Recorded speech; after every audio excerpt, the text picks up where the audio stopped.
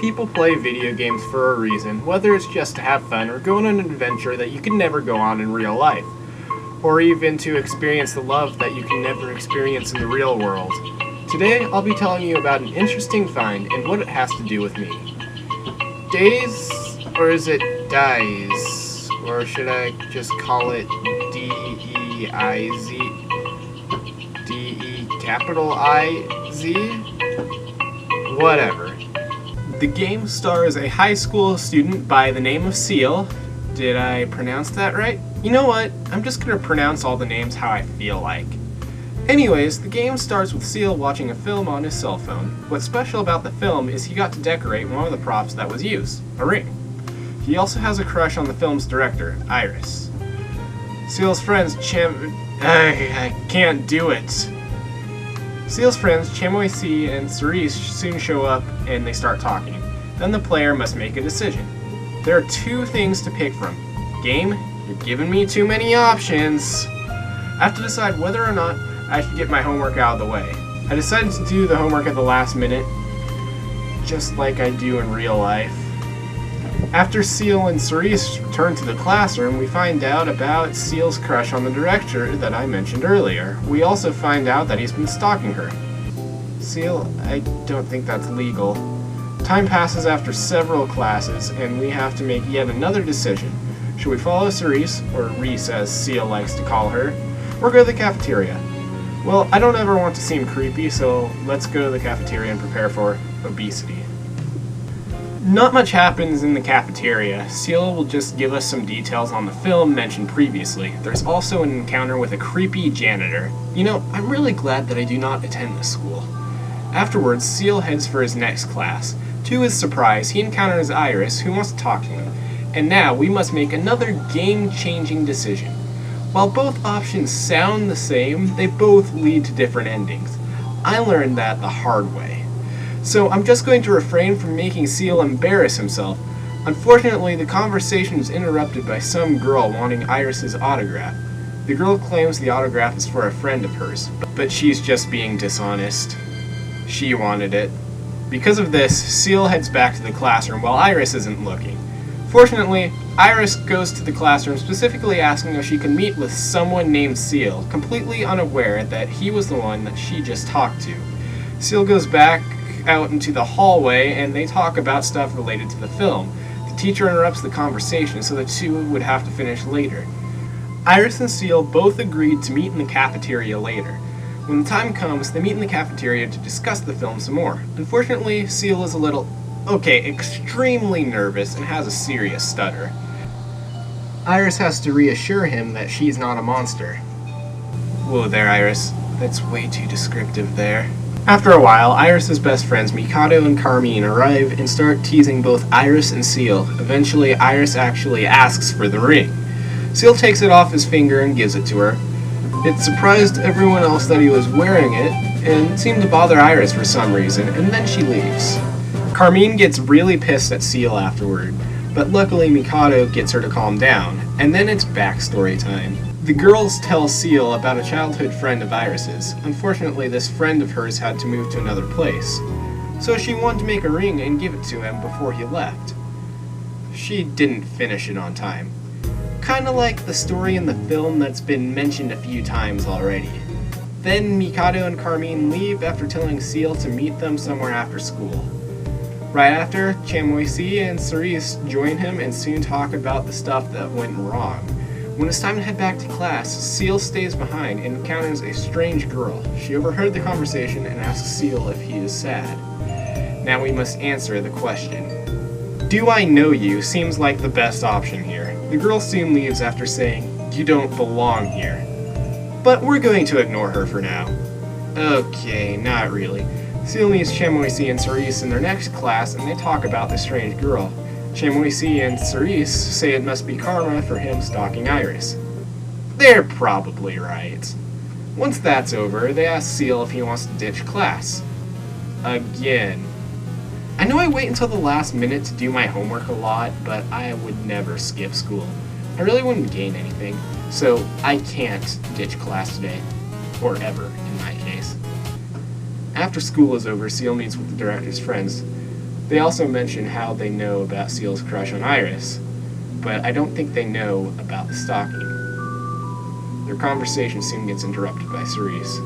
To his disappointment, Cerise calls him silly, which he doesn't like because of how it reminds him of a neighbor he used to have in the past. This ended up surprising Mikado and Carmine, who just had to get more details. Not understanding what was going on, Seal had to tell them the nickname he gave this neighbor of his. Okay, seriously, does everything have to be hard to pronounce in anime?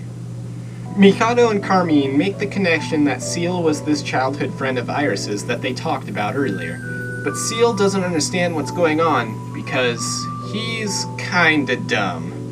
Anyway, Seal is in trouble for copying Cerise's homework and must go see their teacher. After a bit of scolding, Seal goes to his locker and finds a note on the locker. He's supposed to meet somebody at a bridge. Seal? This doesn't sound very safe. The note's anonymous, and you're just gonna go anyway and not let me decide if he goes or not, aren't you, game? At the bridge, Seal finds Iris. Then she tells him about why she started making films. Iris had already realized who Seal was, but the same cannot be said about him. Eventually, Seal lets a lot of things slip out of his mouth, including the feelings he has for her. He also confesses to being her stalker. I don't stalk people, but that's not something I'd easily admit to doing.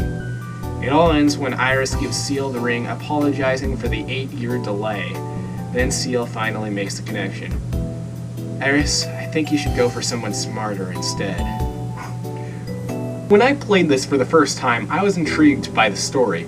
Unfortunately, the game didn't go the direction I wanted it to then. I just got some bullcrap ending where Seal thought he screwed up badly. Then he just plays video games with Chamoisi and Cerise. Even if this is probably what I would have done in real life, this isn't what I wanted to see. There are many other endings that the game has. One I'd like to mention, though, involves that strange girl from earlier. To get this one, Seal has to actually skip class, as well as 1 or 2 more different decisions before skipping. He finds that strange girl off in the distance and chases after her. After catching up, we find out that she's self-aware, as in she knows that she's inside a visual novel. The ending is kinda creepy, but not really. I think it's hilarious, though. Not the crying, though. I don't laugh at people crying. Other endings can get kinda dirty, or a little more than kinda dirty. This game is rated T, right? Yeah. Okay then. But I don't really care for those endings. It may be hard for some of you to believe because apparently all men are perverts, or however the saying that might not actually exist goes. I don't play games for that kind of thing. With the story out of the way, I can now talk about what else the game offers. At key moments in the game, there are some wonderful pieces of art displayed, which are unlocked in the gallery after you've seen them. In the gallery, we're also able to view content that didn't show up in the main game. Stuff like scrapped art, a cool looking cutscene, and a brief making of thing. While the game managed to get the visuals almost perfect, it failed at sound. The entire game has no sound. It's just completely silent. This is why none of the music played in this video comes from this game.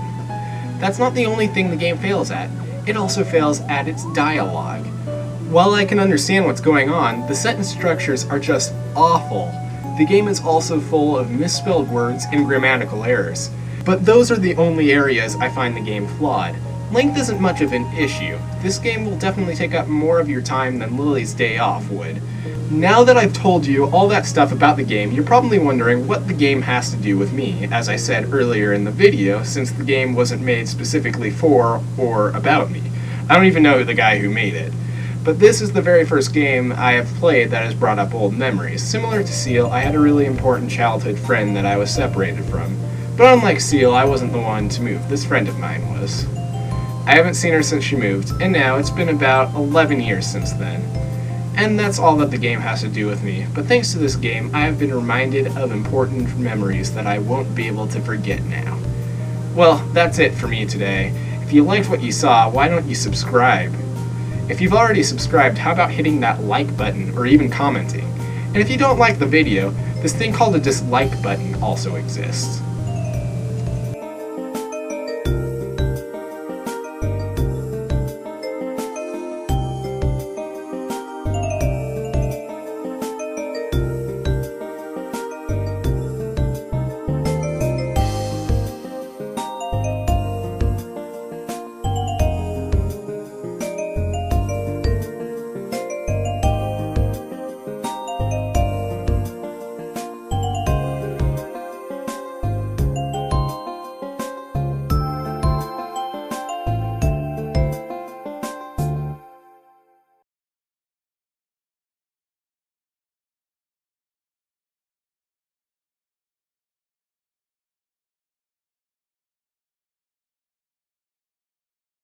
I just got some bullcrap ending where Seal thought he screwed up